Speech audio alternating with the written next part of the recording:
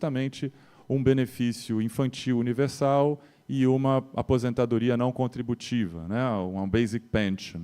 Então, esses temas me interessam muito, porque eu gosto muito da conexão entre renda básica universal e o que existe hoje, o welfare state que está aí, o welfare state brasileiro, com as suas imperfeições, mas bastante importante para os brasileiros e para os estrangeiros, né? O welfare state brasileiro representa um gasto na ordem de 23%, 24% do PIB.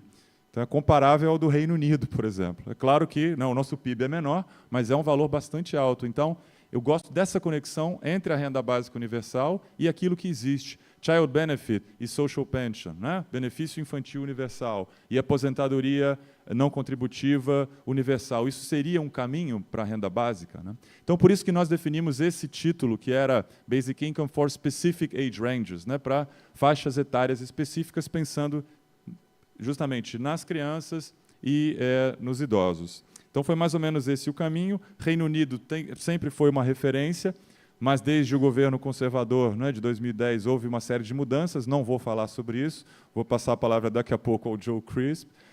A Alemanha também é um caso muito interessante, por diversas razões. Também uma razão pessoal, na Alemanha, ela tem 2 filhos, e ela recebe todos os meses 500 euros, se eu não me engano, no Kindergeld, que é a Alemanha. Eu trouxe minha irmã para falar, para contar aos meus alunos sobre o welfare state alemão. Também foi uma experiência bastante interessante. E, por fim, 2 questões aqui, né, antes de eu passar a palavra adiante. Com a Mariana, nós fizemos um trabalho há um tempo atrás, justamente explorações iniciais, digamos assim, sobre a ideia de um child benefit para o Brasil. Certamente a Mariana vai falar um pouco sobre o assunto. E ontem, eu estava na sessão do Jürgen, do Joe e do Mark, tentando me concentrar na apresentação, mas resolvendo problemas da organização do evento pelo WhatsApp, com muito pouca capacidade de efetivamente participar. Mas eu escutei Eri Noguchi, se eu não me engano, falando, porque todos somos crianças um dia, então, pelo menos por um período da sua vida, você receberia um benefício. Então, achei muito interessante essa forma de colocar esse benefício para uma faixa etária. Então, tendo falado sobre tudo isso, eu vou apresentar aqui a nossa mesa. A gente vai universal pensions in a kind of relationship with UBI and basic income. So I would say over the last 15 years, the 2 big things that have happened in the UK case are, firstly, the strange death of universal child benefit and a large step in the direction of a basic income for pensioners. And I think the different trajectories of those 2 things tells you a lot about what's happened in the UK and UK political economy in this period, and also tells you something about the limits to imagining that one of these things could be a step to the other, in the sense of some kind of intergenerational solidarity, I think often falls down.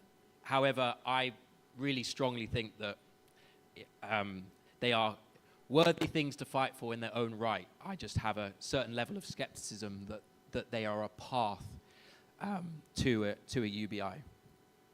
So a bit of background on child benefit. So child benefit had been a universal payment to all children implemented by the Labour government of the 1970s.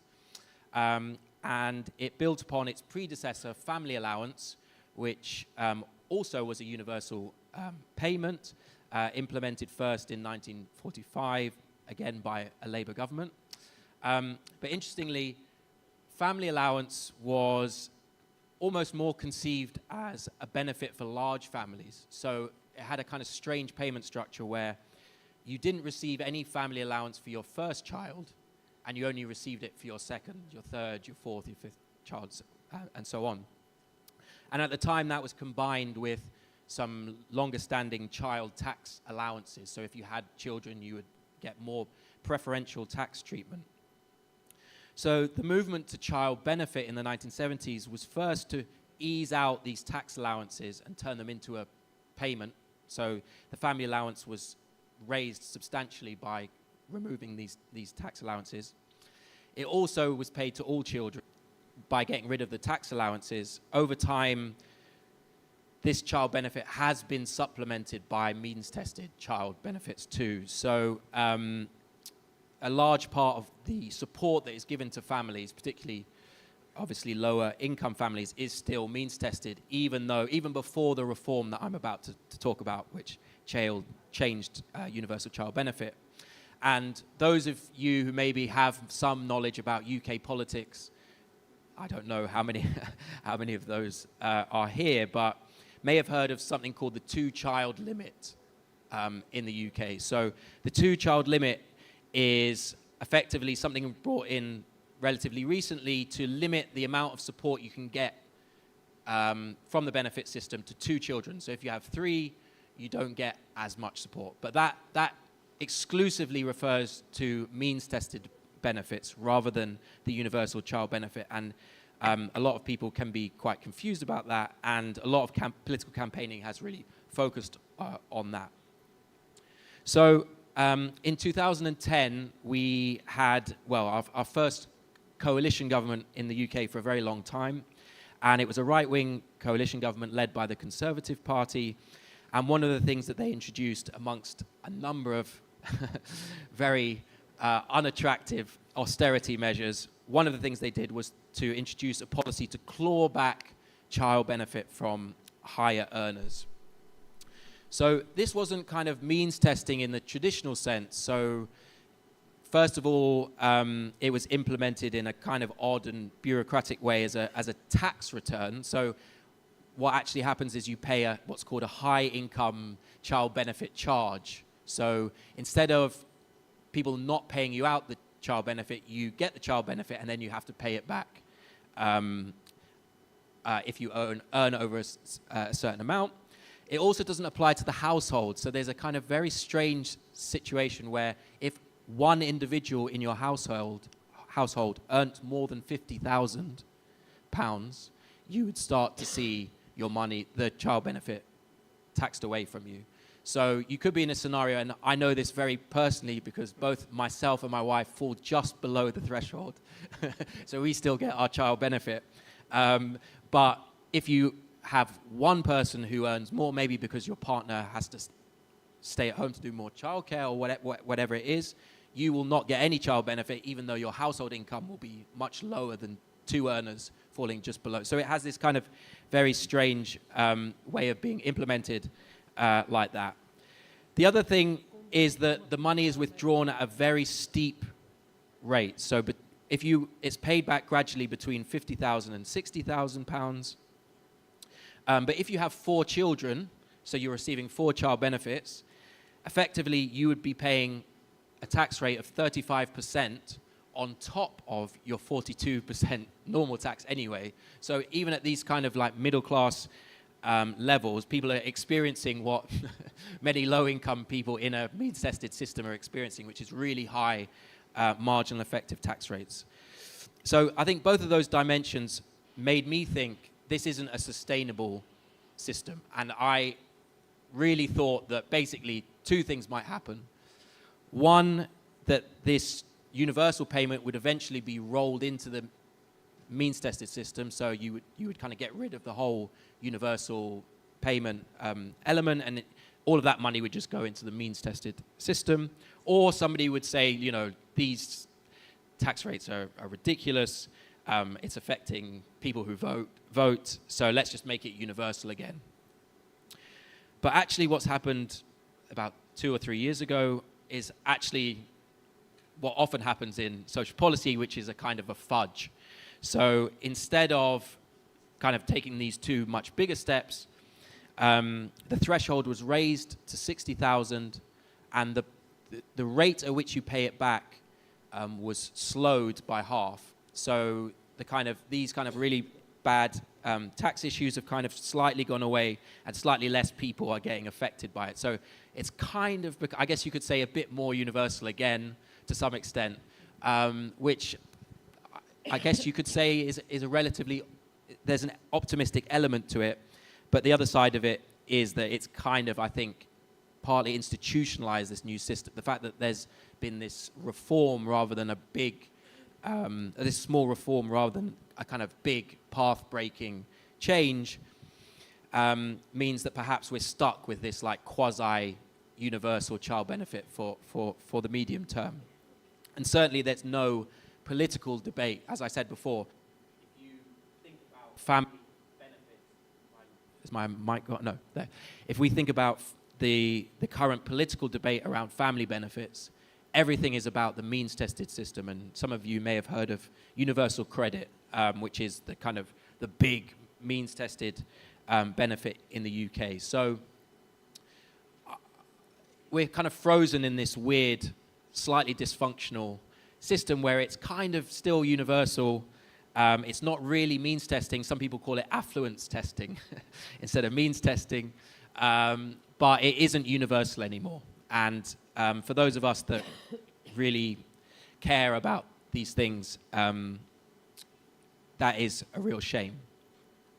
So I know I said that that coalition government did many terrible things, but one potentially you could argue quite good thing that they did was their big pension reform. So the same government, albeit led in the main part by the Liberal Democrat, who's a slightly more centrist rather than a right-wing party in the UK, the pensions minister, Steve Webb, implemented a large pension reform, which I guess in a nutshell, it eased out the final earnings-related elements of the pension system. So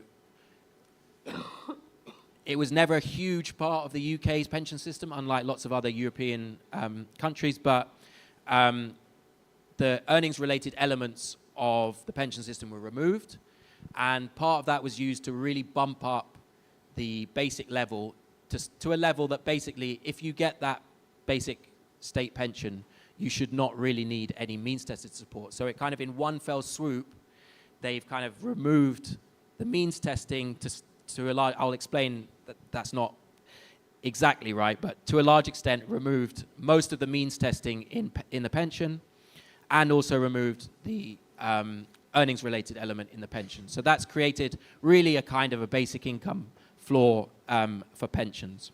But the other thing they did, which again moves it, I think, in a really significant way towards a basic income for pensioners, is that they've broadened the means of getting a contribution record. So in the past, to get a contribution record to receive the state pension, you had to earn a salary up to, quite a low threshold, but you had to at least earn up to that threshold to get a year's worth of pension credit, if you like, national insurance credit. But what the reform did is it basically meant that if you claimed any kind of benefit, including, I should add, child benefit, so if you were a parent, basically, at any point over the next 30 years or so, you will still get your contribution record. So in a sense, as long as you have been resident in the UK for 35 years, you will pretty much, unless you completely avoided any interaction with the state, you will get the full state pension. So it's not a residency-based pension in the way that New Zealand or the Netherlands is, but it's pretty much as close to a basic income for pensioners as you can get. So I think just a final reflection on these two reforms. So I think when you start to break the population into different age groups, you start to see how both the political and the normative questions can be very different. So if we think about why was this pension reform so successful despite having a right-wing government? So there's two reasons. One is that its core constituency are older voters, and they protected the state pension above everything else. So working age child benefits were cut, education budgets were cut, everything was cut, but pensions were protected. And so just in a kind of electoral politics sense, people don't tend to touch older age pensions and want to support them and so on. And it's difficult to move that kind of electoral coalition into supporting other groups. But I think the normative side is also important here, because is a basic income for pensioners really the best system? Is the UK pension system better than the French system of earnings-related benefits? You know, so effectively what a basic income for pensioners does is it encourages a private pension, a massive private pension industry, right? So the idea of having earnings-related pensions, it's less redistributive, but what it tries to do is crowd out private pensions effectively, right? And so one of the reasons why this reform is really successful is it had the huge support of the private pension industry, right? So again, you have these two very powerful actors mobilizing both pensioners themselves. Can you hear me? Yeah. Pensioners themselves and the pension industry. And even for child benefit, you have much larger interest groups fighting for the protection of family benefits that you don't get to the same extent beyond, you know, us guys for a full UBI. So I think, yeah, both the political and the normative questions can be really quite different when you start to break your basic incomes into different age groups. But as I said at the beginning, I don't think that that's any reason not to fight for them too. I hope that learning a little bit about the UK case has been interesting for you guys, and I guess I'll hand over to whoever's next. Muito obrigado. Deixar você colocar o... Muito obrigado, Joe. Eu juro que os problemas do microfone não foram um conluio meu com a parte técnica para você parar de falar, porque eu estava chegando nos seus 15 minutos. Foi realmente o acaso que aconteceu. Eu estava aqui, enquanto você falava, eu ia trocando olhares e conversas aqui com a Mariana, e a gente... É como um sistema que é simples pode ser complicado de uma maneira absolutamente sem sentido, né? Você introduzir todos os problemas que a gente já sabe que existem, né, esses problemas de uma tributação marginal, né, uma alíquota marginal excessiva e desencorajadora do trabalho e tudo, em um sistema que tinha as suas características. Por outras razões, por razões muito diferentes das do Reino Unido, no Brasil nós temos também uma proteção social bastante razoável para os idosos e muito pior para as crianças. A gente pode voltar a falar disso mais adiante. Mas muito obrigado, acho que isso foi muito importante aqui. Alguns de nós conhecemos as questões políticas e políticas sociais e a história política do Reino Unido, mas nem todos. Então, para o público brasileiro e para os outros, acho que é muito valioso de qualquer forma. Vou passar, então, imediatamente a palavra para a Verena, para ouvirmos um pouco sobre a Alemanha. E o último, muito obrigado, Joe, que, na verdade, aceitou também aqui, de última hora, substituir o Pablo Llanes, que era um mexicano, que estava escalado aqui para falar também hoje, mas não pôde participar. Ele participou remotamente na segunda-feira, no Dia da América Latina. Está filmado, está gravado, e vale muito a pena ouvir os 10 minutinhos de fala dele também sobre o sistema de Basic Pensions do México, que é um país latino-americano e tem uma história muito interessante de proteção social dos idosos. Verena, por favor.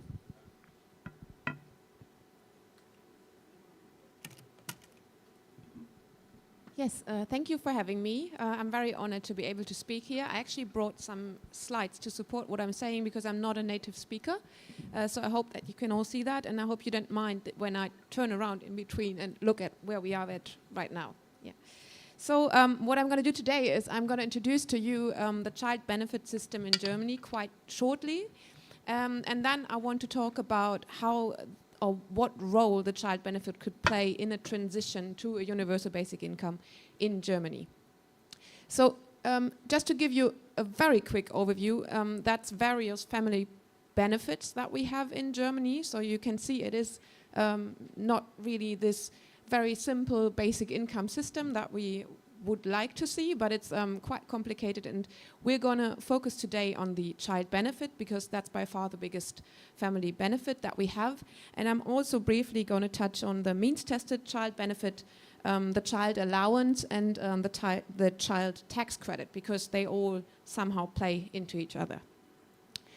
So we'll start by introducing the child benefit and the key characteristics of that, and then I'll go over and tell you something about, we check if the child benefit as it is in Germany is really a universal, individual and unconditional payment, as it sometimes is believed to be.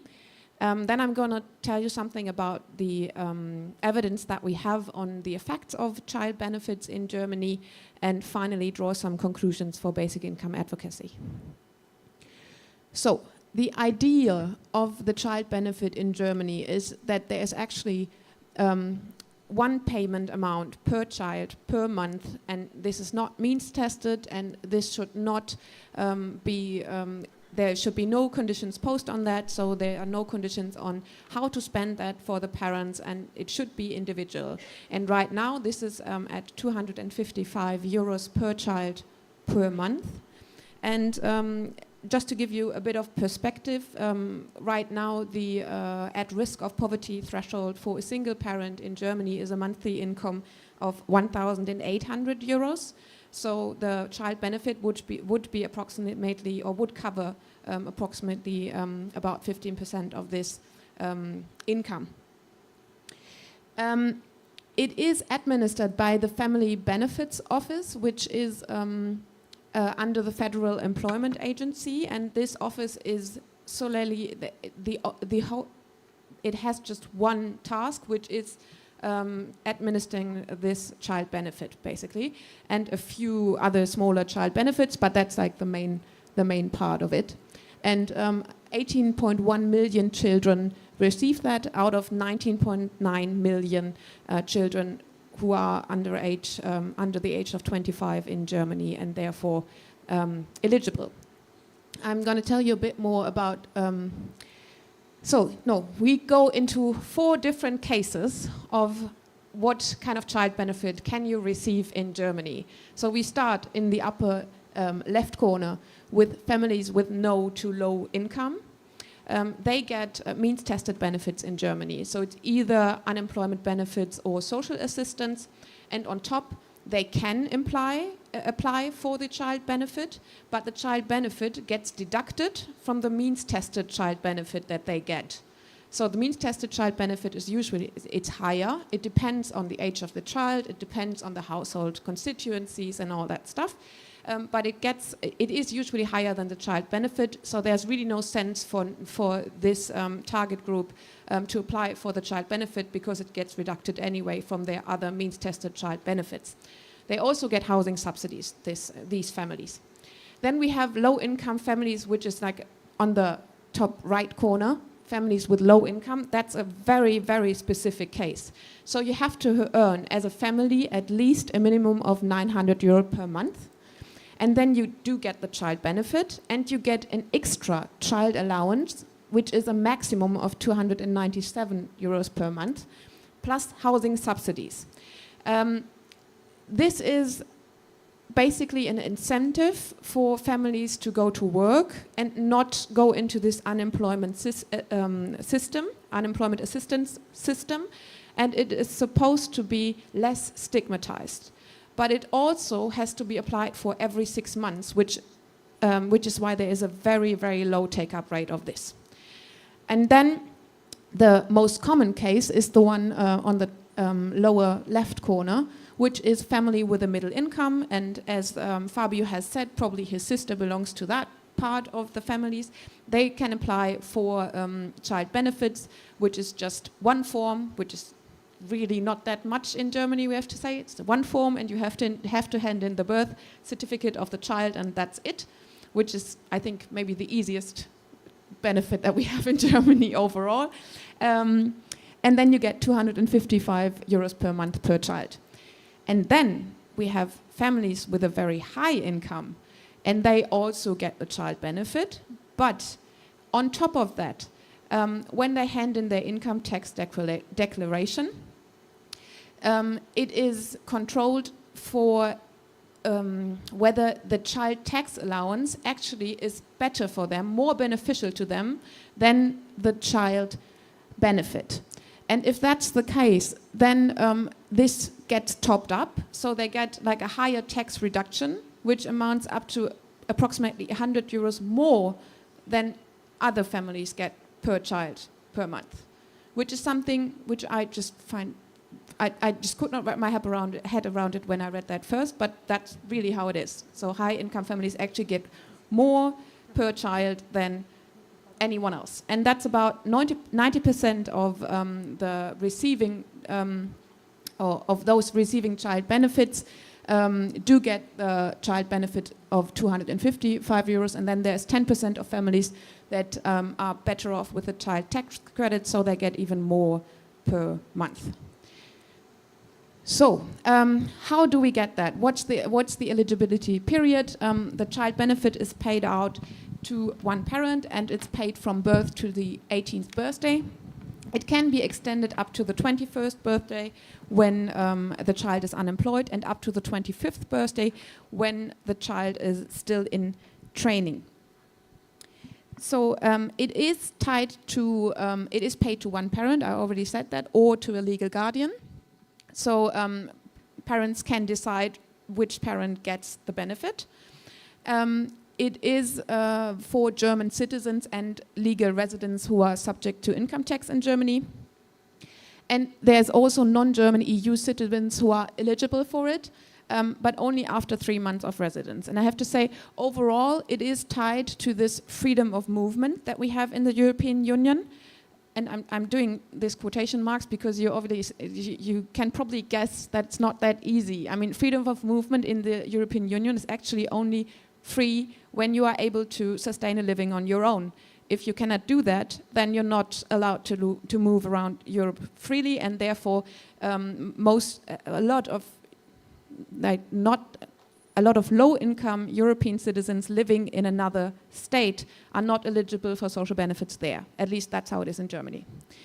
The child, and that's actually quite interesting, must reside in the EU, so it must not reside in Germany. It does not have to reside in Germany.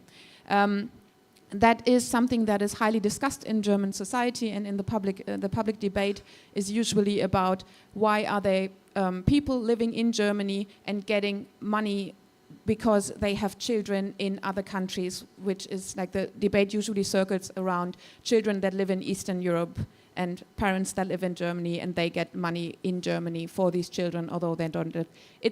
That's very controversial, actually, but it's true, it's like that.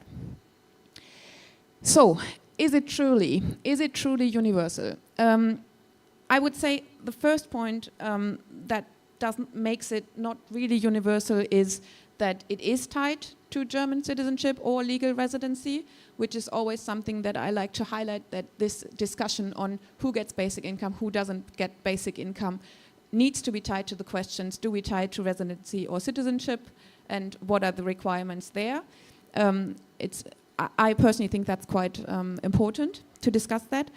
And then the second point where I think, I mean, obviously it's not really universal in that sense that high-income families do get higher benefits, which is just not fair, but yeah. And then not truly individual, I think that is a bit more complicated. It is paid to the parent. It's not paid to the child directly, obviously, but it is rather a proxy in that sense. Yes, and and there's one case where it is paid to a child, and that is if the child is already 18 years or older and sustaining a living on their own. So what are the effects of the child benefit in Germany? It has been increasing over the last couple of years. There were varying amounts of the child benefit depending on is it the first, second, third child for a long time, up until 2023. Now in 2025 we have that universal amount. And it has been shown that with increasing child benefits, households increased their expenditure on food and poverty was reduced. And it has also been shown actually that this means-tested child benefit is increases the threat of poverty for large children. So we see a bit of a more colorful picture there. Concerning the system effectiveness, I already said that there is a low take-up rate of this child allowance, so this second option of child benefits in Germany. And there are some studies, a microsimulation of reforms actually. So either increasing this universal child benefit or the means-tested child benefit would both be effective in reducing child poverty even more in Germany. And to give you a bit of a perspective there, it's 15% of all children in Germany live at below this at risk of poverty threshold income threshold. So it is still quite a significant problem in Germany, and increasing the universal benefit would be more effective than increasing the means-tested child benefit, but it would also be more costly and reduce labor supply. That's the microsimulation of Bruckmeier there. So, finally, what does that mean for basic income?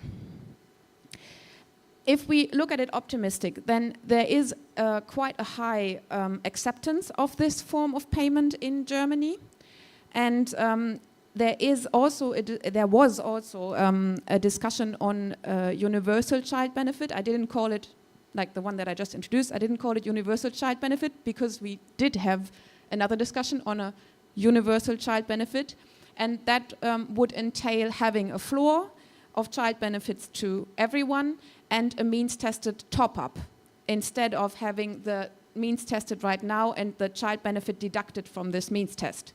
And there was a huge discussion on that in Germany with the previous government, which was a broad coalition, rather on the left side of the political spectrum. And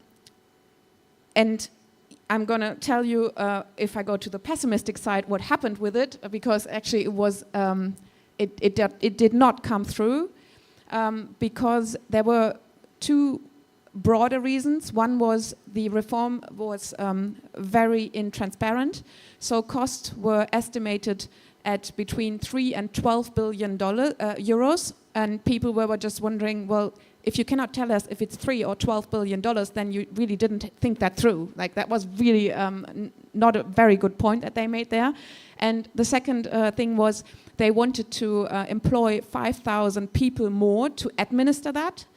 So instead of reducing bureaucracy, it would have actually increased bureaucracy.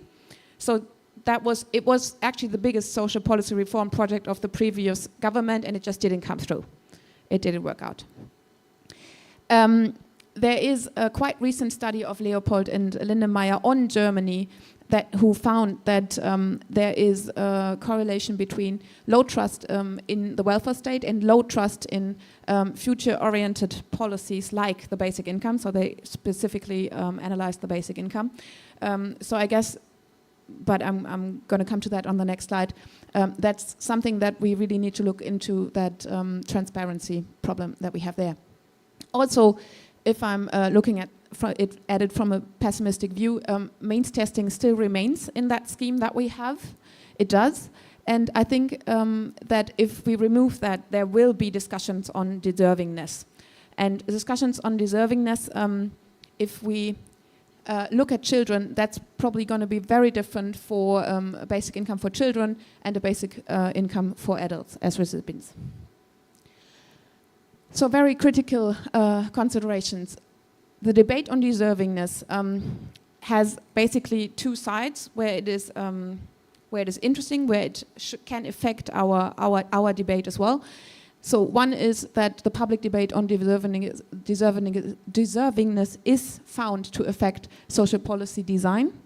And the other side is that also basic income recipients, and these are results from the pilot in India, they do feel that there is a need to be perceived as deserving. So we have those people who actually receive it. We have deservingness as a topic before we introduce it, and we have deservingness as a topic even when basic income introduced afterwards. So that's something that we need to consider. And as I said, that may be very different if we broaden the child benefit to all adults. And then the second point is the target group risk. As I said, like the child benefit as it is right now is not universal in that sense that it's for all residents in Germany, but there are still quite a few eligibility criteria in place there. And there is a study on the German society, and there's a strong preference for giving child benefits in form of in-kind transfers in comparison to cash transfers. And especially considering cash transfers for children that do not live in Germany are perceived as very problematic in the German society. And that's something, that discussion can evolve if we broaden the basic income further. And the last point is basically what I call the incremental reform trap.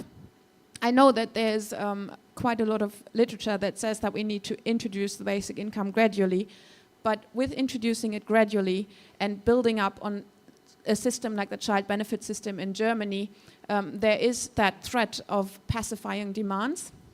And if you allow me like a little personal note on that, because I have that again here on the push for comprehensive reform, like, I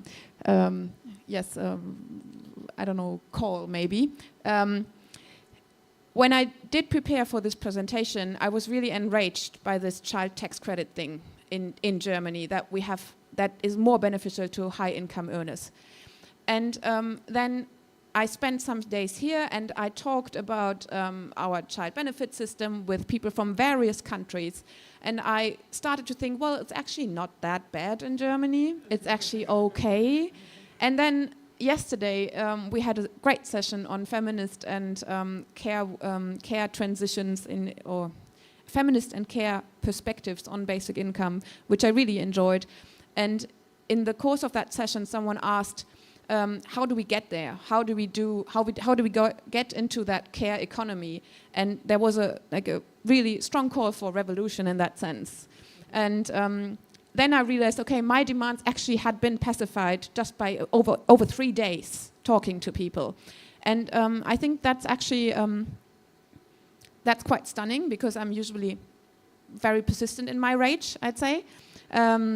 So that's something that should be in further discussion. I would really like to hear what you guys think on that. Like, it's either incremental reform or revolution in that sense. And also 2 more points for advocacy. One is emphasize the bureaucracy reduction. That's something that you can really, you really need to do if you want to introduce basic income in Germany, because that's something that we need, very deeply need. And the second one is, and that's also based on some studies, highlight the benefits of a UBI on individual citizens' life in general. That means there are options to do more care work, for example, to spend a bit more time on leisure, to just have more choice, really. And also the poverty reduction, which is way more broadly in, than just the means-tested stuff that we already have in place. So yeah, thank you.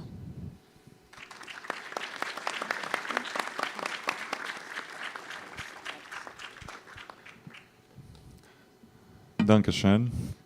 This part you understand? I'll switch to Portuguese. Muito obrigado, Verena. Fantástico, era exatamente isso que eu queria. Muito obrigado. Eu acho que a gente vai precisar usar os seus slides e passar para os meus alunos aqui essas referências todas. Vai ser um aprendizado grande. E você trouxe o detalhamento, né? Eu não conhecia, por exemplo, a minha irmã efetivamente está na categoria ali dos middle income. E ela tem a cidadania alemã, então, nessas categorias, não naquele que ganha o adicional, o benefício para os ricos, que a gente também já vai ouvir daqui a pouco da Mariana. 2 comentários muito rápidos antes de passar. Uma é a questão que a minha irmã, nessa conversa que ela teve aqui com os meus alunos falando sobre o welfare state alemão, uma característica que ela gosta muito desse child benefit alemão é a simplicidade. porque a minha irmã fala muito bem alemão, ela é intérprete alemão-português, então o conhecimento da língua não é um problema, ela é altamente qualificada, ela compreende perfeitamente muita coisa, mas ela tem muita dificuldade, e o marido dela, alemão, também tem dificuldade de compreender uma série de regras com relação a benefícios. Então, acho que esse é um ponto que a gente pode aprofundar mais adiante na discussão. E um outro ponto, é uma relação entre Alemanha e Maricá, aqui. O benefício Mumbuca em Maricá, ele era atrelado à residência há ao menos 3 anos na cidade, até recentemente. Então, quer dizer, você não tem a cidadania maricaense, isso, não existe esse conceito, né, de você ser um cidadão de fato oficialmente.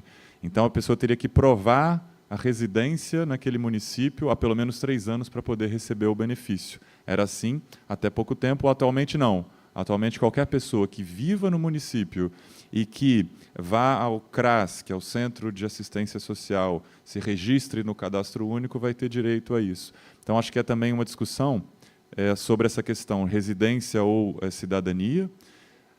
E houve um efeito muito interessante de aumento da população de Maricá. Em 12 anos, a população de Maricá, entre 2010 e 2022, o censo de 2010 e 2022 teve um aumento de 55% da população de Maricá, possivelmente de pessoas atraídas para a cidade. E há um rumor na cidade que muitas pessoas recebem o benefício, mas não moram efetivamente. Elas se registram no CRAS, usando algum tipo de endereço de outra pessoa, mas moram em São Gonçalo ou em outras cidades. Então, tem uma discussão interessante que a gente pode fazer aqui.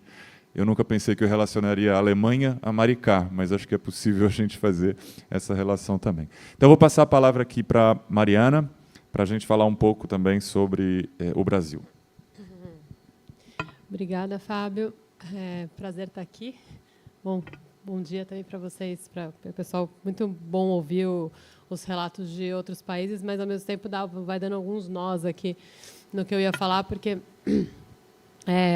eu sou diretora de uma fundação chamada Fundação Titsetuba, que trabalha com redução das desigualdades, pensando desigualdades dentro de ambientes urbanos, então desigualdades entre bairros, né, e a forma como diversos aspectos de vulnerabilização de regiões vão se somando, né, das questões não só de renda, mas de acesso à educação, acesso à saúde, ou seja, bairros em algumas cidades eles têm pior acesso, têm a saúde de pior qualidade, são mais distantes, gastam mais com mobilidade, e isso cria uma armadilha ali de subdesenvolvimento que a gente tenta estudar por que o poder público é tão difícil do poder público conseguir superar esse conjunto de desigualdades.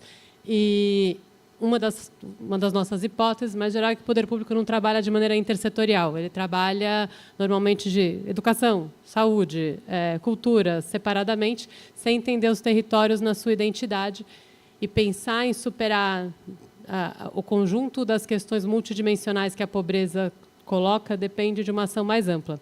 Estou contando tudo isso porque é assim que a gente chega em pensar em indivíduos e pensar em tentar criar algum grau de segurança e previsibilidade para as pessoas, e chega no apoio da pesquisa lá atrás, que não começou como uma pesquisa sobre child benefit, né, sobre benefício infantil.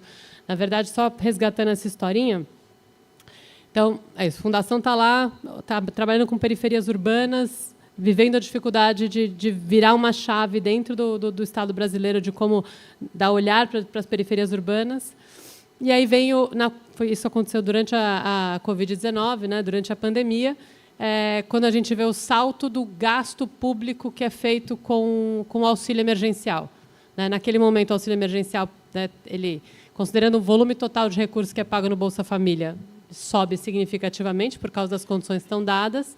E aí, procuro o Leandro, Leandro traz o Fabio, a gente fala com a Aldaísa, e aí a conversa é, vamos ter dados para quando passar o momento do auxílio emergencial, a gente insistir numa proposta mais robusta, no começo, pensando em renda básica de cidadania, diretamente da transição para a renda básica de cidadania. E a gente foi fazendo as pesquisas, algumas simulações, e chegou numa proposta de gasto, de fazer um benefício infantil universal, pensando em transição, e aí respondendo um pouco, pensando em transição em movimento incremental, apesar do Joe achar que não funciona, pela forma como isso poderia, no caso brasileiro, ser mais fácil de ser compreendido e de ser apoiado, em geral, por uma razão muito simples também, que era algo que a gente se ancorou fortemente e que você ficou com raiva na Alemanha, mas aqui no Brasil, o imposto de renda, não existe um benefício infantil, só dando um cenário para quem... Né? Não existe um benefício infantil, existem vários benefícios associados à família, tem o Bolsa Família, tem o Salário Família, tem vários benefícios que a criança é considerada no cálculo do benefício. Mais recentemente, em 2023, o Bolsa Família passou a ter um apoio específico para crianças. Então, cada criança, se você tem uma criança de 0 a 6 anos, recebe um adicional de R$150, 0 a 6 anos, destacar isso aqui, né, 0 a 6 anos, e depois até de 7 a 18, R$50 por criança. Então, tem vários benefícios, eles são dispersos, mas o que é realmente relevante em termos de benefício é o crédito no imposto de renda para as famílias de alta renda. Por que de alta renda? Porque boa parte da população brasileira não está no imposto de renda, porque já são as rendas mais altas. A gente falava muito de... O Brasil consolidou dois mundos, né? Os cidadãos do imposto de renda e os cidadãos do CAD único. E aí, para o CAD único, tem o Bolsa Família. Para o imposto de renda, o que tem? Tem um benefício que varia muito. Por quê? Porque você tem, no mínimo, um desconto da base de incidência de imposto de renda só por declarar um filho. Depois disso, você pode declarar os seus gastos com educação, com aquela criança, e mais os gastos com saúde.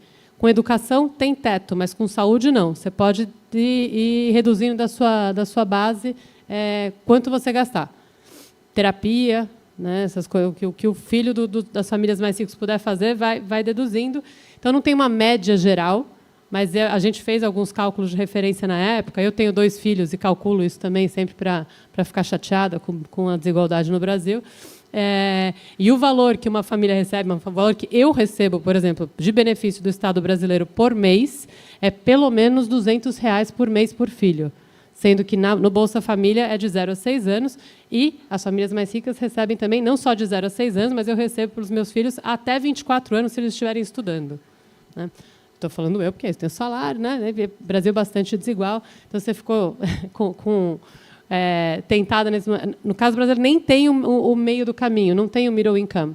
É diretamente associado a isso, e isso, em geral, não provoca. A gente vai fazendo, porque no Brasil as coisas vão aparecendo e é muito difícil de tirar. Então, na época, quando a gente começou a fazer esse desenho, era falar de uma renda básica universal para a criança no Brasil, falar de um benefício infantil universal, na verdade, falar para incluir as crianças de renda média e as crianças pobres no benefício que já existe para as crianças ricas. É um desenho inverso e que, no caso brasileiro, e aí pensando um pouco em construção de estado de bem-estar social, ele não chegou aqui plenamente. Né? Então, assim, a questão dessa cisão que se tem em termos do conceito de cidadania, que eu acho que na Europa é outro processo que foi construído. Aqui é isso, a gente tem questionamento sobre a ideia de uma cidadania conjunta. E eu acho que a ideia do imposto de renda está num grupo, CAD único é outro grupo, é um pouco essa cisão, o mundo dos ricos e o mundo dos pobres, como consolidado. E o Estado, nos benefícios sociais, é para pobres. Né?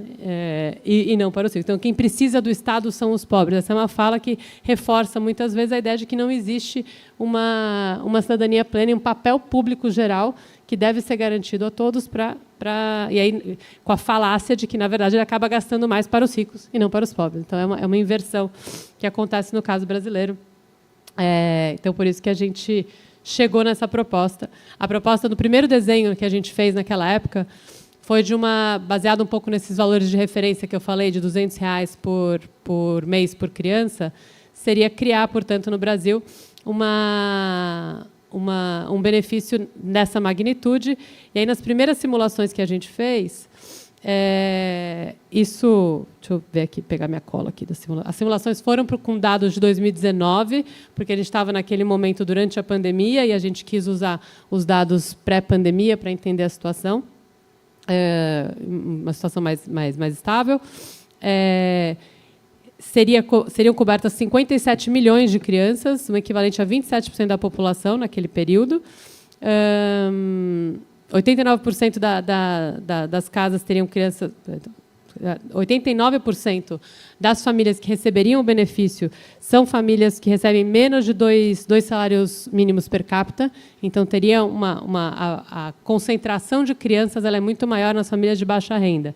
Então, na universalização, também seria um benefício para as famílias de baixa renda, o que significa que você teria uma redução também na desigualdade. Na simulação da época, uma queda de 5% no índice de Gini, que não é o melhor indicador de desigualdade, mas é um indicador para simular. E, além disso, uma redução da pobreza de 25,9% para 20%, né, do valor, se a gente fizesse esse mesmo efeito. Então, assim, qual que era o espírito que eu acho que eu trazer aqui no caso brasileiro? E aí, porque depois de ouvir vocês, eu fiquei num zigue-zague aqui do foco, porque, do nosso lado, a gente foi caminhando para construir também uma defesa do benefício infantil universal como algo que, no mínimo, garante uma redução da forma do Estado brasileiro de tratar diferente, mas de maneira concentradora. Ele trata as crianças de maneira diferente, concentrando mais nas crianças ricas. Tem uma grande dificuldade, uma dispersão de políticas que dificulta a avaliação e a organização dos resultados no todo.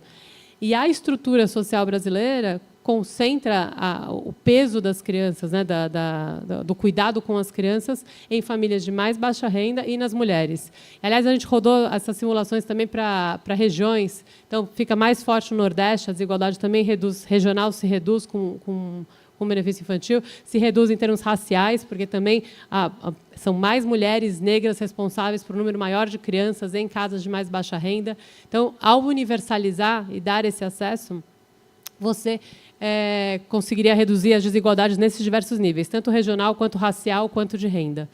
E aí tem esse outro tema, né, que é o tema, para a gente sempre, quando discute renda básica, é sempre um tema, né, que é a questão do quão preciso consegue ser a distribuição. O que acontece com o Estado brasileiro também, não só na parte simbólica, que eu estava colocando sobre os dois mundos, tentando se unificar e ter um senso de cidadania coletivo, mas também do ponto de vista de operacionalização e implementação, né? A gente, pela Fundação Tite Setúbal, trabalha em uma periferia na Zona Leste de São Paulo, ali trabalha muito intensamente lá. É só contar um dado, nessa época exatamente, a gente estava monitorando e acompanhando o acesso ao auxílio emergencial das famílias. É um bairro de periferia, mas que, como o Brasil em geral, a própria periferia tem muitas desigualdades. São 4 faixas muito marcadas ali de renda, sendo que tem uma área que é de mais baixa renda e mais alta vulnerabilidade. Com as famílias mais vulneráveis, a gente encontrou um índice de 30% de famílias que teve o seu pedido não atendido do auxílio emergencial, né?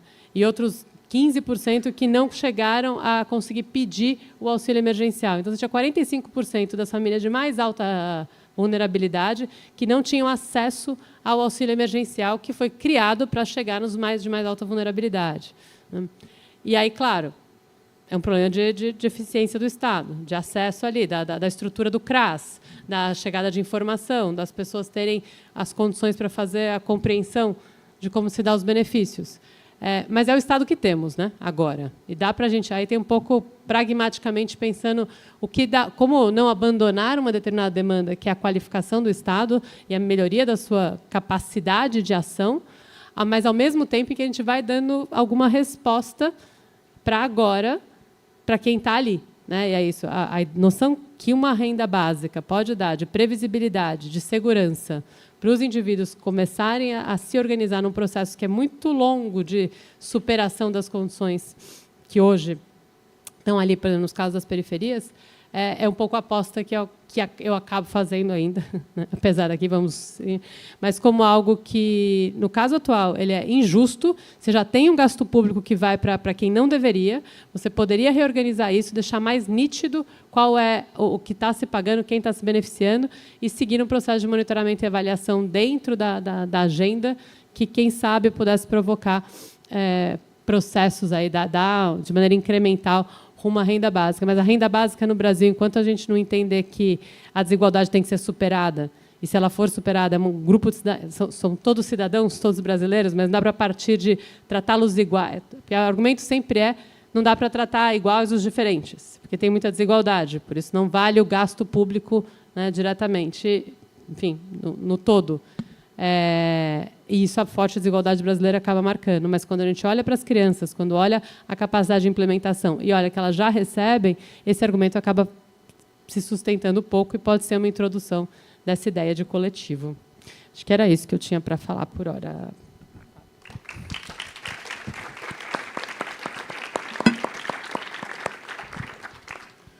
Obrigado, Mariana. Eu não vou complementar, porque já foi, na verdade, uma dobradinha aqui numa parceria que a gente fez.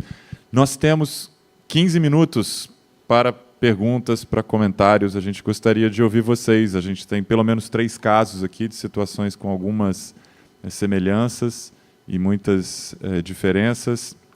Leandro talvez possa começar. Ele tem tudo a ver com essa pesquisa, né, Mariana? Então, tem alguém com um microfone aqui, Patrick?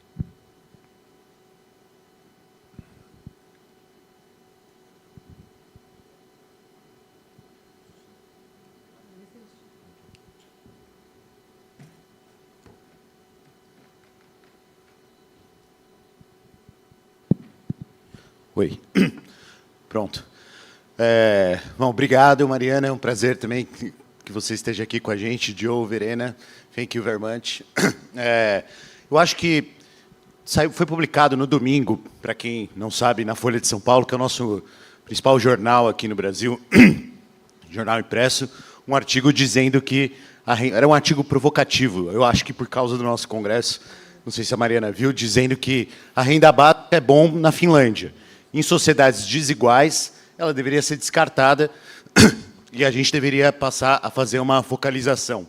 Então, ele colocava lá falando assim, tudo bem, o Suplicy e o Elon Musk concordarem entre eles, mas uma coisa é a Finlândia, outra coisa é o Brasil. A gente está já fazendo uma resposta, mas eu queria levar 2 coisas em consideração, pensando nessas apresentações. E vocês fiquem à vontade para comentar.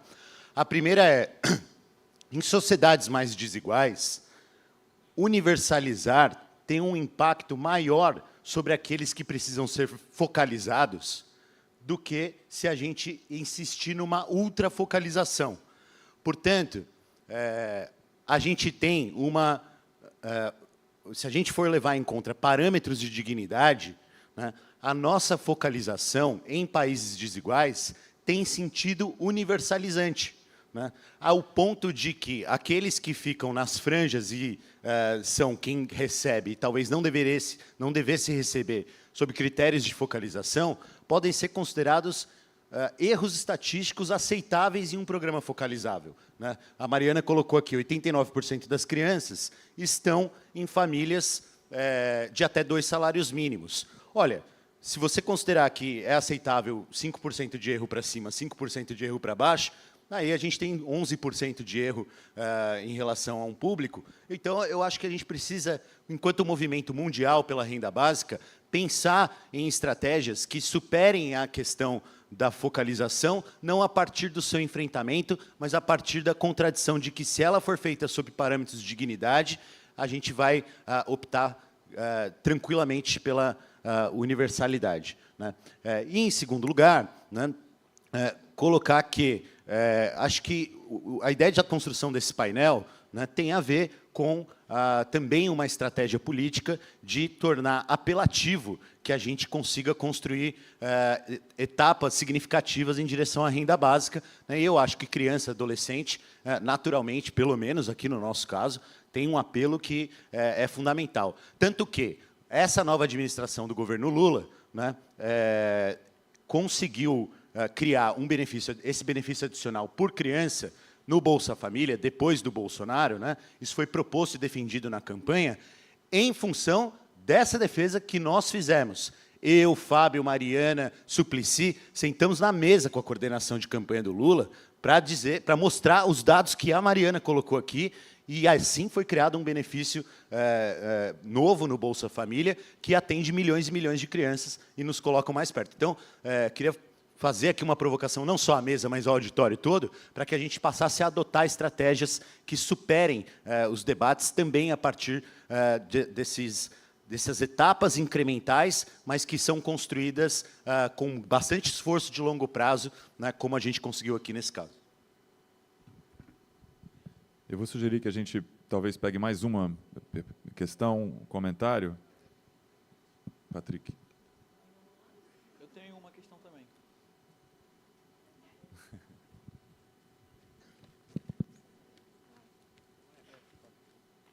Aonde? E ali, Patrick está ali em cima, com o microfone. Hello, everyone. I have a question and then more of a comment. So the question is, I guess, a strategic political one, which is how do we build pathways from child benefits and old people's benefits towards a universal basic income? And I ask this because I'm from South Africa. So just very briefly to speak on our context is, we have a child support grant. It's an unconditional cash transfer. Has very impressive coverage, reaches almost 65% of all children, 13 million children. We have an old age pension. Similarly, it reaches over 80% of people above the age of 60, also unconditional cash transfer. And these have been in place for a while. But in our advocacy for basic income, what we've seen is that it's very difficult to try to build those pathways between those child benefits and old people's benefits, because I think that the politics, especially around deservingness and are very different for working age people. It's very hard to motivate why you should provide like cash support for working aged, able-bodied adults. So I wanted to see if anyone in the panel has strategies on how you can achieve that. The second is a comment. So just wanted to briefly speak about the South African experience with having this large gap in the social assistance system. What we see is it places a massive burden, especially very gendered burden on caregivers, especially. So for example, if you have the case where you have a caregiver who doesn't have any income support and they're unemployed, and they collect a child support grant for their children, it ends up being that those grants are pooled at a household level. So what this means is they have to meet not only their needs, but also the child's need with that small basic income essentially for children. And what often ends up happening is because those grants are set at a level that is benchmarked to poverty lines.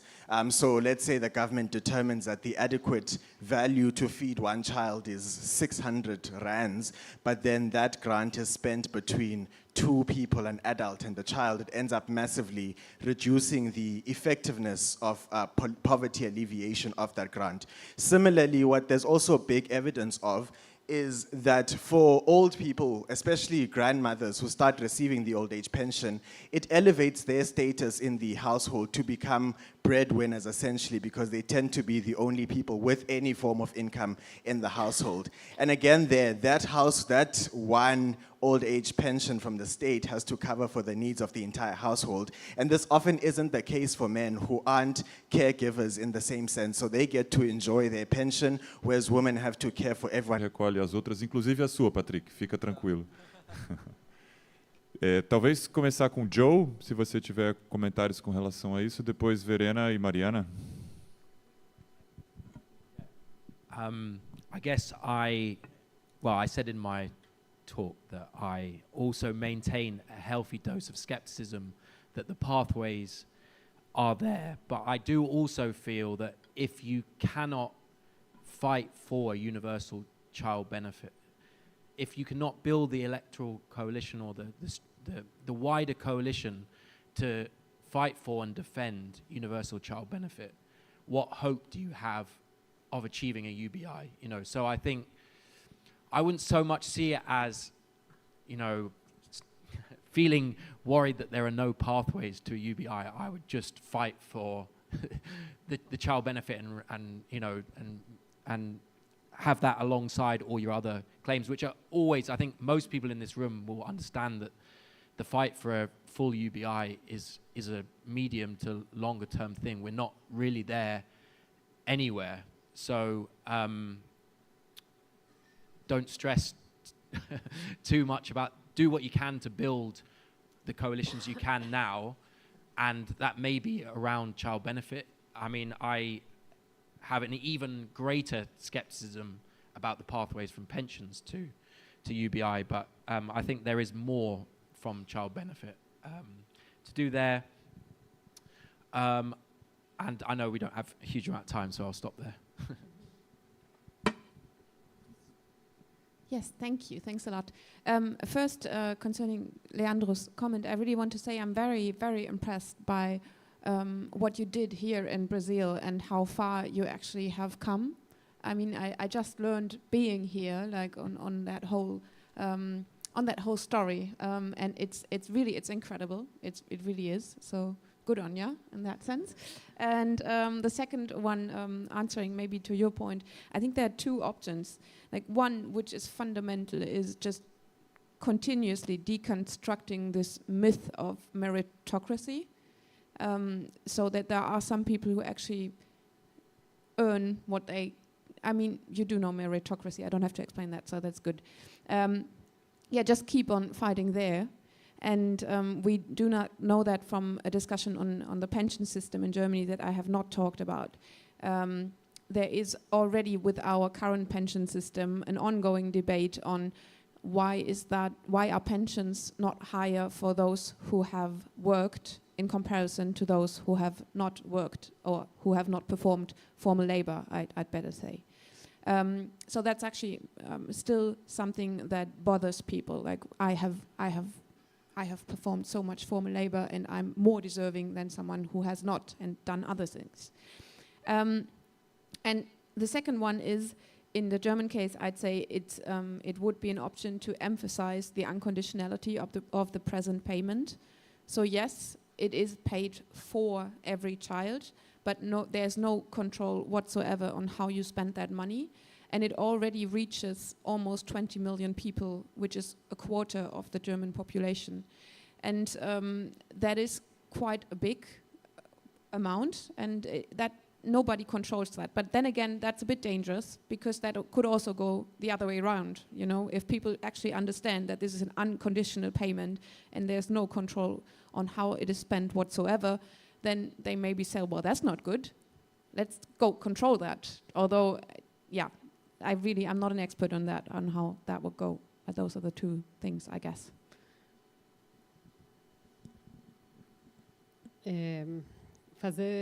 Já vou para o caso dele, só fazer um comentário em relação ao que o Leandro estava falando, e de novo discutindo qual que é a situação política possível para a implementação, né, de ações universais. E aí tem uma pesquisa que deve sair mais pública na semana que vem, que eu tive, essa não foi a gente que fez, a gente só participou junto, mas que fez uma pesquisa quali e quanti, mas trabalhando um pouco, tentando entender mais sobre as desigualdades, né, e a percepção das desigualdades nas diferentes faixas de renda no Brasil.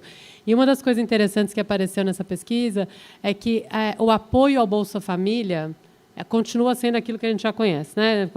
Dependendo de como vai subindo a renda, você continua falando que tem um desincentivo ao trabalho, aquela ideia de que não tem o merecimento, trazendo a meritocracia para o debate. Mas quando vai, por exemplo, para a pergunta sobre... E o pé de meia? Pé de meia, que é uma outra política de transferência de renda agora para jovens, para eles ficarem, para tentar terminar o ensino médio, né? Para tentar ter retenção no ensino médio.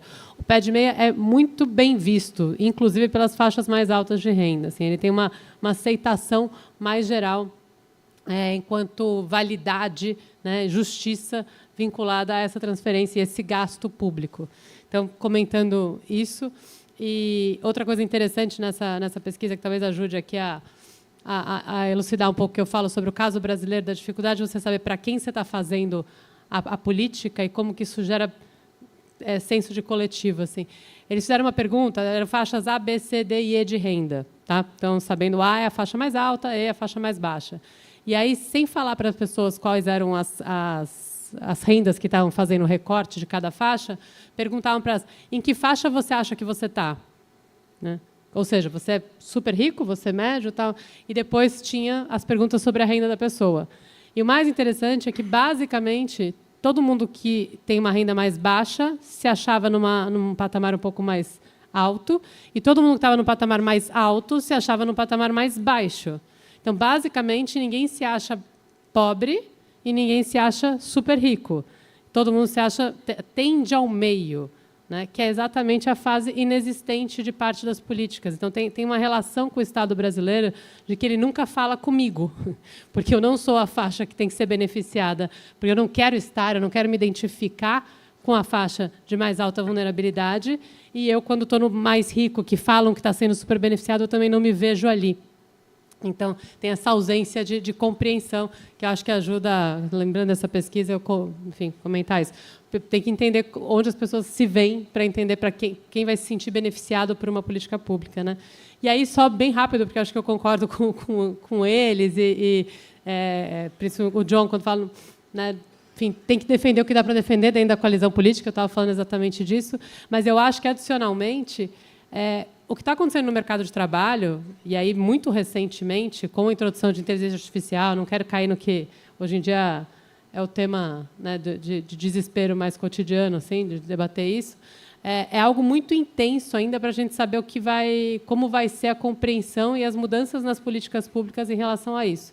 Mas que ele abre uma mudança significativa na forma de ajuste da empregabilidade, em como vai acontecer, eu acho que abre. Estamos começando a trilhar mais uma fase aí diferente de como vão se dar a distribuição de trabalho.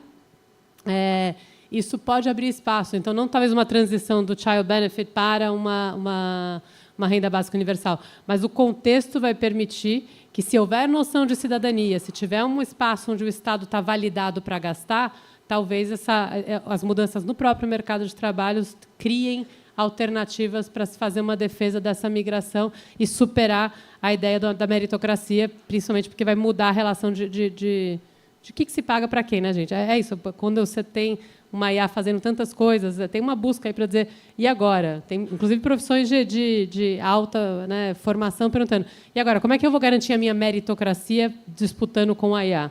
Então, isso está posto. Acho que vai ser um assunto que ainda tem muito...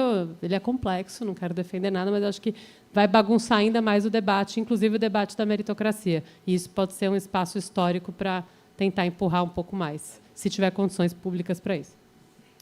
Ok, então eu vou pedir para o Patrick colher mais uma pergunta e depois a sua, Patrick, e aí a gente vai encerrar a conversa. O restante da conversa, que não acaba aqui, ficaria para depois.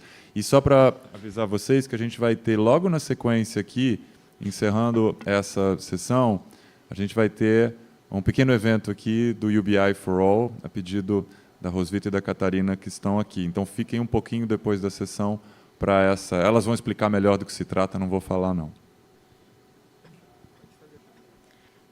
Bom dia, meu nome é Nathalie, agradeço muito as apresentações, foram muito interessantes. Acho que uma questão que está aí é a diferença entre transferências diretas e indiretas e o quanto isso conta para a economia moral da distribuição de políticas públicas, né? Porque a dedução por imposto de renda no Brasil existe desde 1924, com toda a legitimidade, né? E o Bolsa Família foi surgir uns 80 anos depois e com uma série de estigmas. Então, seria muito interessante uma proposta começar por uma renda básica para as crianças, que eliminasse a dedução por imposto de renda, que, inclusive, a transferência é bem maior do que o apoio às crianças em pobreza ou extrema pobreza. Tem estudo, por exemplo, do Pedro Souza e do Serguei Soares sobre um benefício infantil universal, né? Eu também venho estudando sobre isso. Então, eu acho que seria o início, porque, se a gente olha a sobre-representação de crianças e jovens na pobreza, é absurda, né? A gente conseguiu uma proteção melhor dos idosos com benefício de prestação continuada, que é praticamente uma renda básica. Então, eu acho que é um caminho. E a questão do pé de meia também, eu acho que condicionalidade de educação e saúde não é punição, né? É garantir que as crianças tenham qualidade de vida, que, inclusive, deve recair sobre as famílias de classe alta também, né, para que o negacionismo de uns não penalize a saúde das suas crianças, né. Então, eu acho que essa questão da infância, para começar no Brasil, é muito interessante, porque não tem como você dizer, né, culpabilizar as crianças pelo que elas passam, e isso tem implicações profundas, né? O próprio Heckman, prêmio Nobel, falou disso. É até mais barato você investir na infância, porque compensar lá na frente as perdas de desenvolvimento infantil são absurdas. Então, em relação ao que a Verena falou, eu acho que é possível, sim, e começando pela infância no Brasil, eu acho bem factível. Obrigada.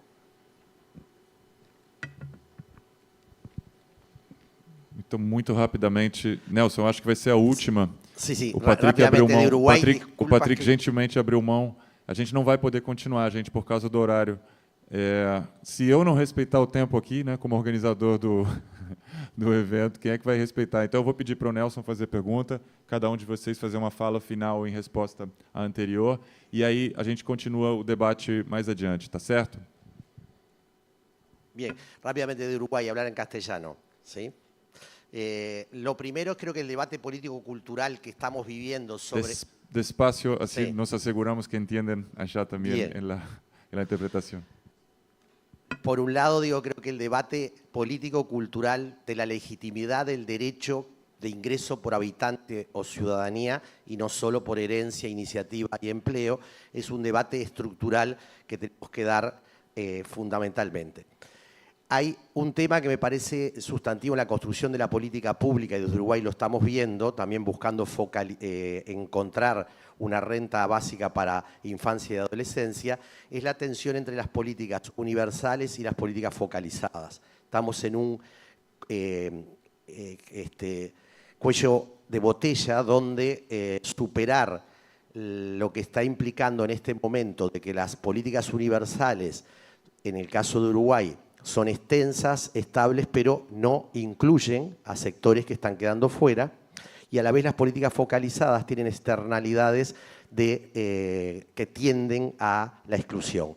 Por tanto, cómo articular en una sinergia positiva las políticas focalizadas con las universales, por lo menos para Uruguay, es sustantivo para que se legitime la renta básica como un mecanismo que genere no solo inclusión, sino emancipación, y no reproduzca un mecanismo que termina de alguna manera siendo un instrumento más de pensiones para sectores populares, pero que no incorpora la capacidad de una transformación social.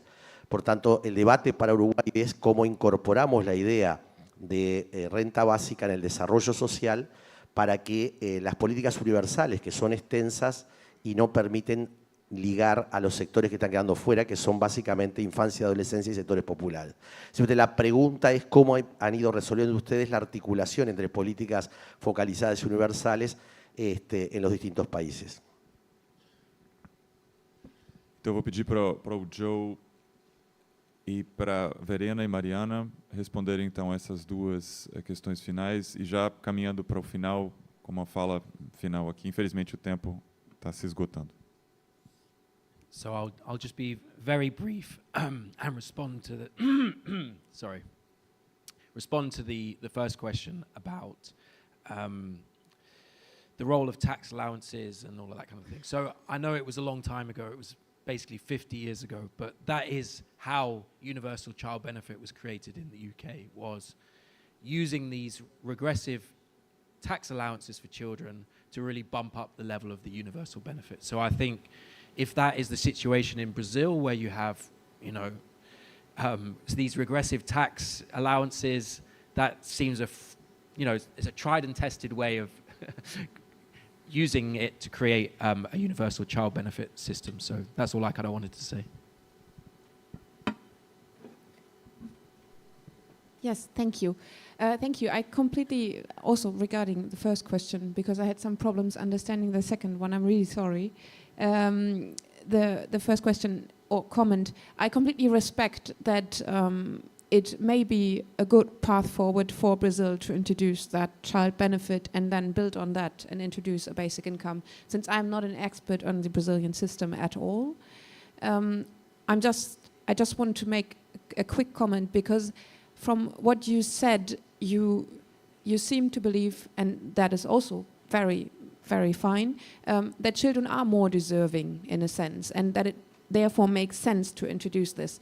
And if you build your policy on this concept of deservingness, and that's all I want to say, then you probably will be faced with the argument, well, we have already done everything for those who deserve it, so why introduce a basic income?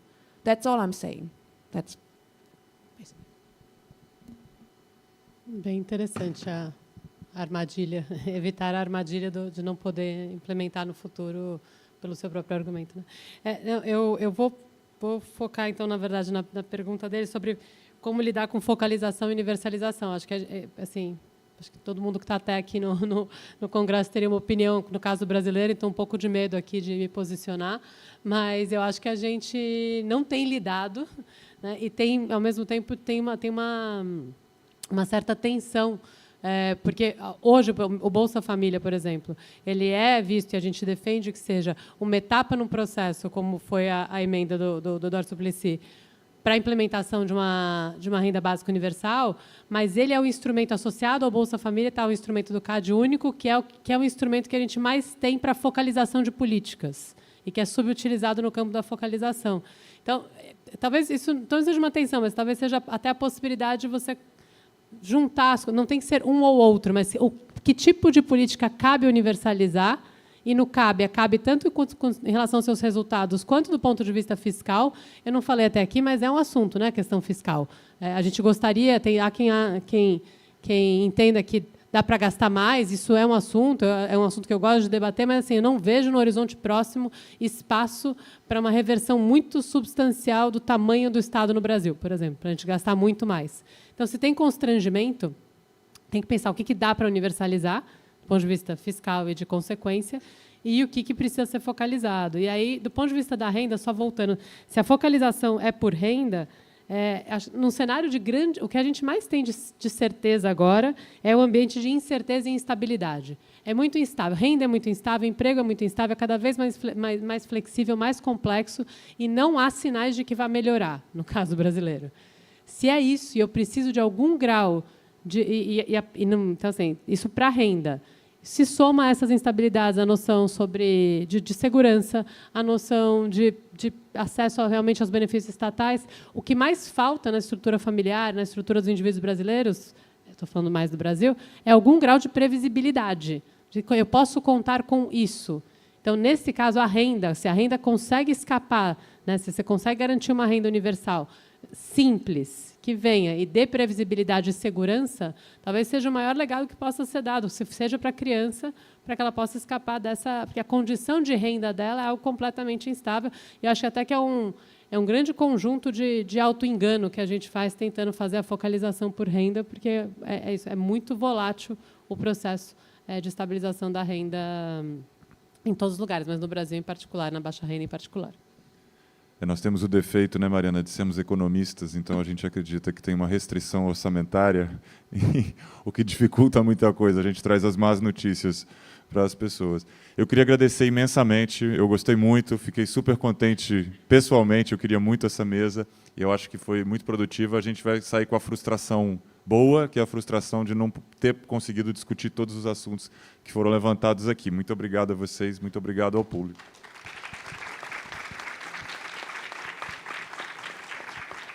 E imediatamente já passo a palavra a Catarina e Rosvita. Oi, você sem fio? Ah, tá.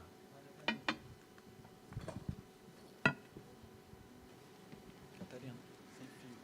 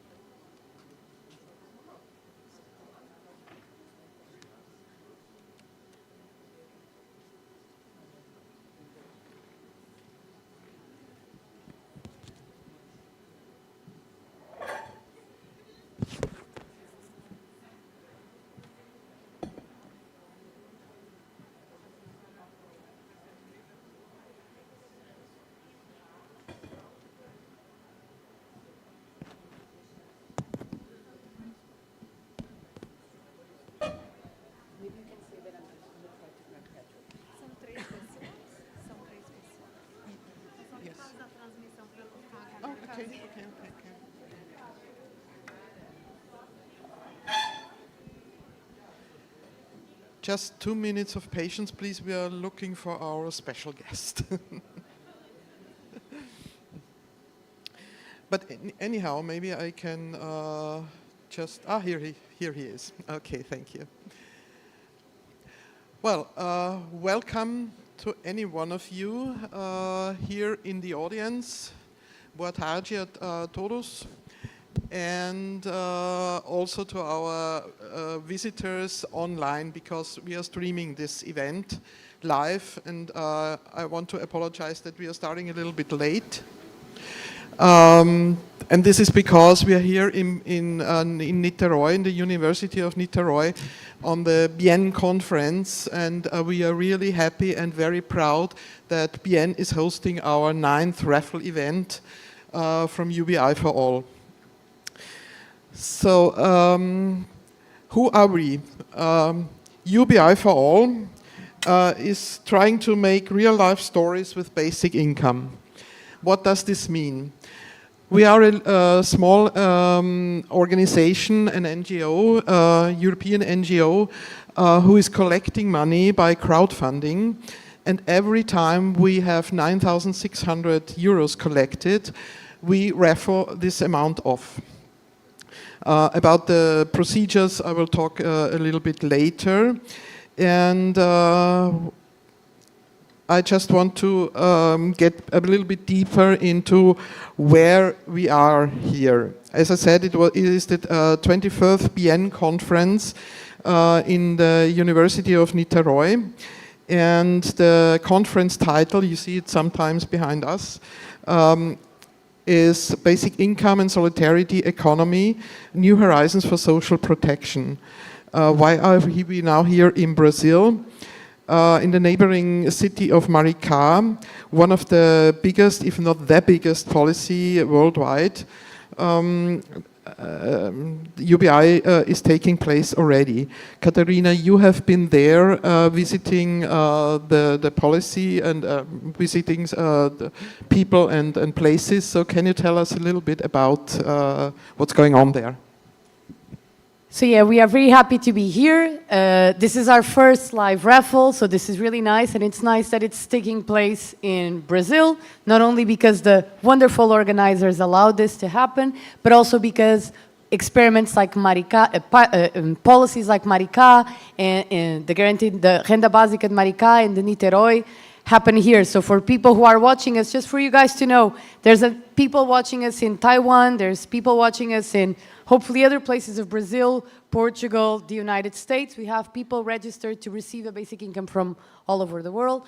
These policies are really transforming. They are guaranteed income policies, and they happen in local places like in Maricá. In Maricá, they already reach a very significant number of people, and they have had a very big transformational aspect in those communities where more businesses are taking place, where people have a better quality of life. So it's really a pleasure to be in Brazil and to have our 9th UBI for All winner taking place here live.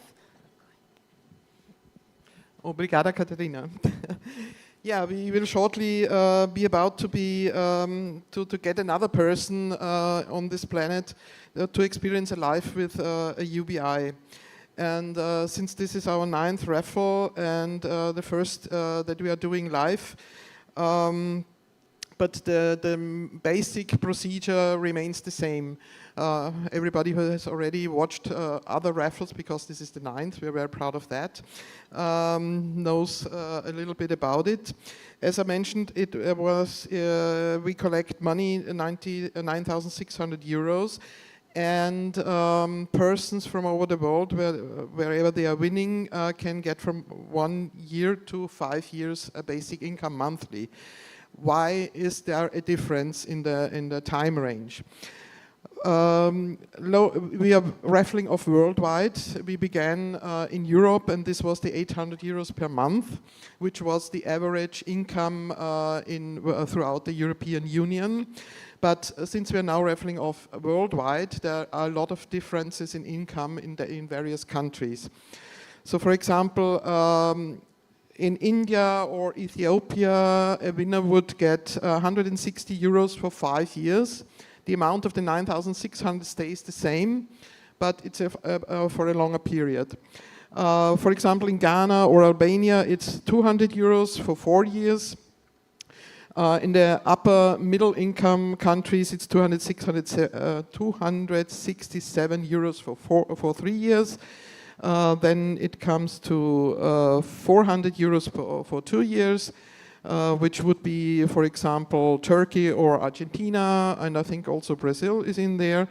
The high income countries the winner will get 800 euros every month for 1 year. How's the raffle proceeding? We generated, or we have 5,419 persons registered, which means that we have a range of lot numbers sent out from 1,001 to 6,419. So it's the lot number will be, or the winner's number will be a 4-digit number with which we will draw. As I said, we have sent out the lot numbers to everybody who's registered, and we will shortly draw the winning out of the range of the 1,100 to 6,419 numbers. But we also have a very special guest today. Welcome, Patrick Brown. Good to have you here. Patrick is the Executive Director of Equal Right, an organization advocating climate and economic justice through the provision of a global UBI. Patrick, could you briefly introduce yourself with a few words and tell us about the work you're doing? Absolutely. Thanks so much, Roswitha, and thank you for allowing me here today for this very exciting draw. So I'm the Executive Director at Equal Right, and we are a UK-based non-profit organisation, or NGO, that works on climate and economic justice. We believe that everyone in the world has an equal right to a share of the world's wealth and resources. That is best recognized through a universal basic income, and that needs to be done on a global scale. So our mission is simple, yet very ambitious. It's a global UBI for all, and we actually started out, and some of you may be more familiar with our previous name, which was World Basic Income. We're delighted to be supporters of today's draw. And it really aligns with not just our values as an organization, but I think what we need to see more of as a movement, which is innovative demonstrations and ideas to finance and make basic income a reality. With the current political climate globally, we've seen a retrenchment of progressive ideals, but there are still those of us who are stepping up to make these things a reality. And I think there are ways like UBI for All, like exciting projects like Commingle in the US, my friend Conrad there with Commingle, another very good example of a peer-to-peer basic income startup. And indeed, examples like Mariana and Niteroi using social currencies, which whilst led by local government are incredibly innovative. And I was lucky enough to spend some time 2 years ago doing some research here, hosted by Fabio. It's great to be back. And I think, yeah, there are so many opportunities outside of the traditional structures of the nation state that we can use to make basic income a reality. And I think you guys are doing fantastic work in the messaging and the narrative around that. Yeah, thank you very much for the kind words and appreciation of our work. It is very important, as you mentioned, that advocates of UBI for all get, of UBI of course, and for all, naturally, get together in places like that, and the lively discussions we all have here. And that's also a reason why we are late, because there's so much to say and so much to talk about, and it's really interesting to listen to all the panels. But now, I think, Katerina, did I miss something, some important information right now? Okay. So I think let's get to the point. Should we? Right. Yeah. So Patrick has the honor to draw the numbers, the 4-digit numbers for our next winner, for the 9th winner of our raffle. Katarina, go ahead. Thank you. So just to explain, as Rosvita said, we will draw 4 numbers. It's the first time that we are doing this live, so it's very artisanal, if that's the right word. Apologies. It wasn't easy to find like little balls that would allow us to do it. I'm sorry they are not as great as they could be, but we tried our best. So we're going to draw 4 numbers. As we said, the numbers are between 1,001 and 6,419, which means that the first number that we'll draw is between 1 and 6. So I took out the other balls, right? Otherwise, we would draw first number and no one would receive it, and that's not what we want. Patrick will be what we usually say, the lucky fairy. He will draw all the numbers. He won't look at this beautiful bag where we have all the balls. And I'm just going to ask you for maybe do a drum roll every time we are taking each one of the numbers, just to make it fun for everyone. Okay? And just a disclosure, potential conflict of interest. I am also entered into the draw. So we have 2 options. If I draw my number, I can agree to redraw, or everyone in the room, we can go across the road and get a few beers with my basic income payment. So we'll decide if it comes to that, okay, democratically. That's kind of difficult now, because that would be a very nice program. Okay, so let's go for the first one. Okay, drum roll, please. Okay, Patrick is drawing the first number, which is 5. Okay, I'm going to be So the number is 5,000 something. Put it again. Okay, so now I'm going to put all the others. All the others come back into the bag again, so that we have all numbers available. I'm nervous and I'm not even registered. Okay, let's go. Patrick is drawing the second one. Yeah, he doesn't look at it, what it is. It's 2. So we have 5,200 and something. So just yeah, just look at your number that you have received at home. So again, the third number will be 5 again. Wow. 5 again. So it's 5,250, whatever. So everyone within this range now gets nervous. And we have the 4th number now. Now it's really getting serious. 3. Okay. So the lot number drawn is 5,253. So everyone with a lot number, just look up what you have received if you're the lucky winner. And in the background, one of our colleagues will send an email to this person. Katarina is looking for the number of that we can tell at least the first name and the country from where the winner is supposed to be then. Should probably check mine. Yeah. Will be a lot of beer then, yeah. Okay, Patrick, would you, in the meantime, while we are looking for the lucky winner, could you tell us about a few words more about what you're actually doing and what is your major aim? Absolutely. How do you want to change the world? Many different ways. But I suppose our big focus at the moment is the intersection of basic income and climate justice. And we are looking at the many different ways in which unconditional cash and universal basic income programs can advance positive climate outcomes.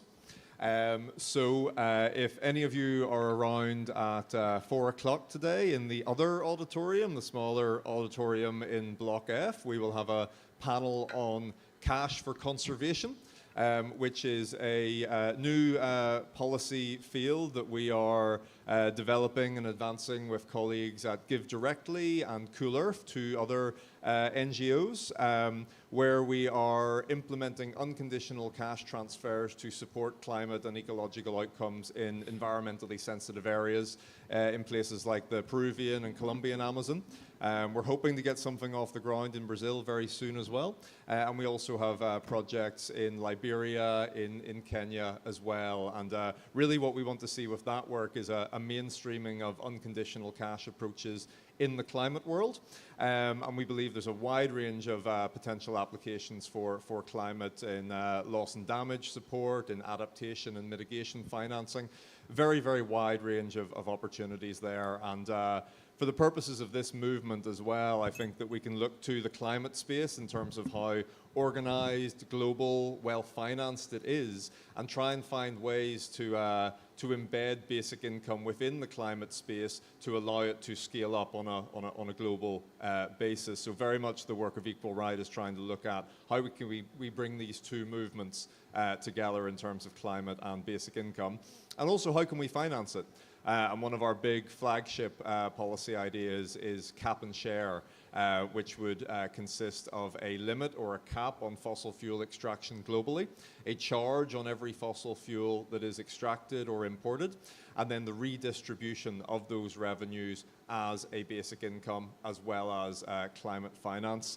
We do have some summary printouts of the cap and share policy. I think they were on the stall outside until they started blowing away, but if any of you are interested in finding out more about cap and share, please do come and get one of those. And I would also ask and encourage you all to go on to the Equal Right website, equalright.org, where you can read more about our different projects and campaigns, and also sign the Cap and Share Pledge, which is an initiative that we are running at the moment to get support for cap and share from individuals, organizations, and even countries. And in January, Palau in the South Pacific became the first country to endorse cap and share. We've also been working closely with the government of Malawi. And I'm pleased to have here my colleague Carlos Perez as well, who is based in Bogota and has been working closely with members of Congress there to advance these ideas for a bill that has been recently tabled in the Colombian Congress. So keep an eye on that one. But I'll wrap up there. Do we have our winner? We do. Yeah. Okay.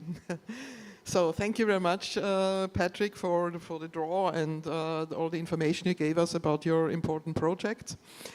And I'm really proud to pronounce the name of the winner. It's a lady. She comes from Northern Europe. Her name is Irina, and she's living in Latvia. Latvia, yeah, congratulations, Irina.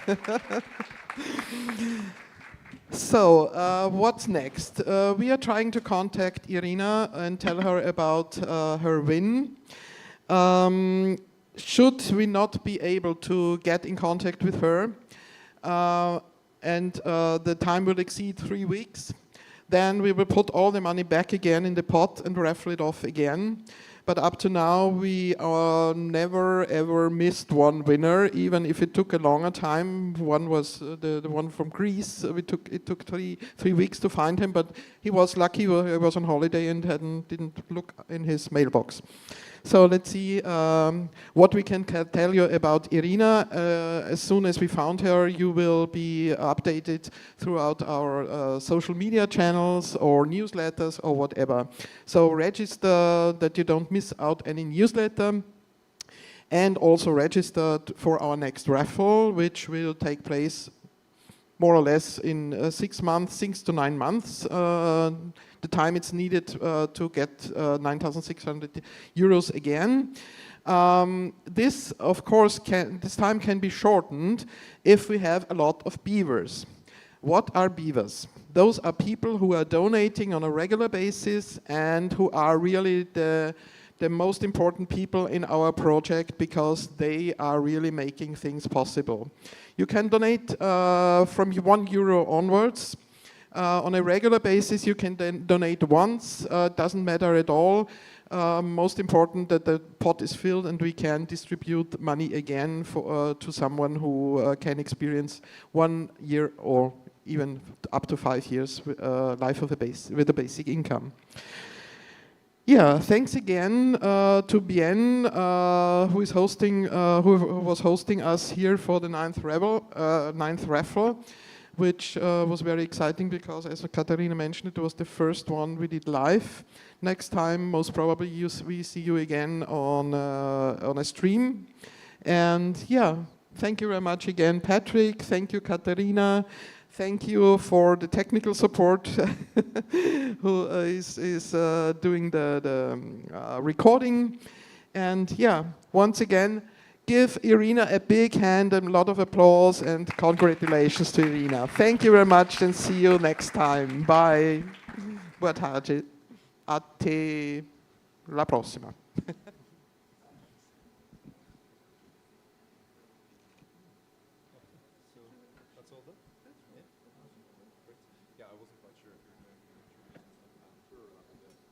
No, we tried to put it as short as possible because we were quite late.